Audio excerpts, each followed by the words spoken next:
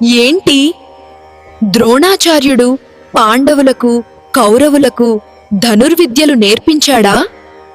ద్రోణాచార్యుడు ఒక మునికొడుకు కదా, మరి ఇన్ని విద్యలు ఎలా తెలుసు? ద్రోణాచార్యుడు భరద్వాజముని కొడుకు. ద్రోణాచార్యుడు భార్య కృపి. ద్రోణాచార్యుడు కొడుకు అశ్వత్థామ.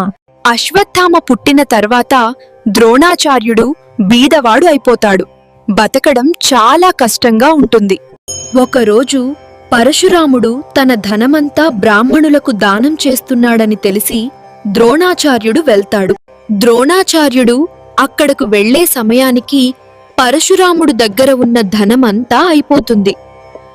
అప్పుడు పరశురాముడు, నా దగ్గర నా శరీరం ధనుర్విద్య మాత్రమే ఉన్నాయుంటాడు. ద్రోణాచార్యుడు ధనుర్విద్య నేర్పించమని అడుగుతాడు. అలా ద్రోణాచార్యుడు పరశురాముడి దగ్గర ధనుర్విద్య నేర్చుకొని పాండవులకు కౌరవులకు నేర్పిస్తాడు.